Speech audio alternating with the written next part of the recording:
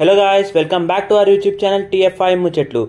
Deputy CM Pawan Kalyan starring హరిహరం ముయ్యవన్లు movie అయితే చూసాను అనమాట. అండ్ ఈ మూవీ రివ్యూ తెలుసుకునే ముందు మన ఛానల్ని లైక్ చేయడం సబ్స్క్రైబ్ చేయడం మర్చిపోకండి. ఇంకెందుకు ఆలస్యం, let's start the video. And ఈ మూవీని మనం రివ్యూగా చెప్పాలంటే మనం ఫస్ట్ ఈ మూవీని ఇంటర్వెల్ వరకు అండ్ ఇంటర్వెల్ తర్వాత ఫస్ట్ హాఫ్ సెకండ్ హాఫ్గా డివైడ్ చేసుకోవాలన్నమాట.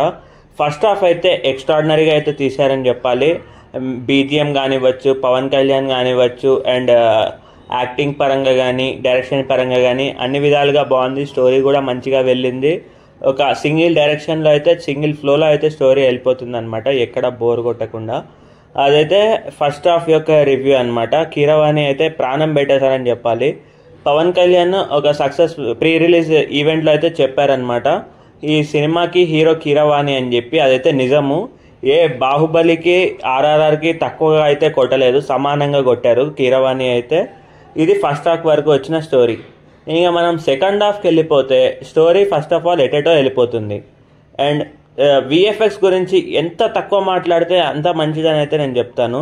ఎందుకంటే విఎఫ్ఎక్స్ అయితే చాలా చెత్తగా ఉన్నాయి, మీరు ఏమన్నా అనుకోండి. ఎందుకంటే ఫర్ ఎగ్జాంపుల్ ఇప్పటి వరకు విఎఫ్ఎక్స్ చెత్తగా ఉన్నది ఆదిపురుష్ అనుకుంటే దానికన్నా చెత్తగా ఉన్నదే అనిపించింది అనమాట విఎఫ్ఎక్స్. అసలు విఎఫ్ఎక్స్ లేకుండా సినిమా తీసినా బాగుండేది అని అయితే నా ఒపీనియన్. ఎందుకంటే ఆ విఎఫ్ఎక్స్ అవసరం లేకుండా పెట్టారనమాట చాలా వరకు విఎఫ్ఎక్స్, అవి కూడా చాలా వరస్ట్గా ఉన్నాయి. అండ్ ఎండింగ్ కొంచెము అర్థం కాకుండా ఒక పాయింట్లో అయితే ఎండ్ చేశారనమాట. అది ఒక డిఫరెంట్ ఎండింగ్. అది కొంచెము సినిమాటిక్ లిబర్టీ అంటారు కదా, అది కొంచెం ఎక్కువగా తీసుకున్నట్టు అయితే అనిపించింది ఎండింగ్. ఒకవేళ వీళ్ళు పార్ట్ 2 తీద్దాం అనుకుంటే క్రిష్ గారు తీస్తే బాగుంటుందని అయితే నా ఒపీనియన్. నాకు తెలుసు ఈ క్రిష్ గారు అయితే సినిమా మధ్యలో వదిలేశారని మీ అందరికీ తెలుసు కదా.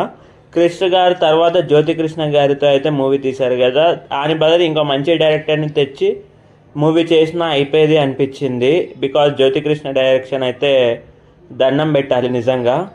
ఈ మూవీకి ఇద్దరైతే మూవీని కాపాడారని చెప్పాలి. ఒకటి ఎంఎం కీరవాణి గారు, ఇంకోటి పవన్ కళ్యాణ్ గారు. ఇద్దరే అయితే కాపాడగలిగారని చెప్పాలి. ఎంఎం కీరవాణి అయితే మ్యాక్సిమం ట్రై చేశాడు సెకండ్ హాఫ్లో, బట్ విఎఫ్ఎక్స్ అయితే చాలా దెబ్బేసింది.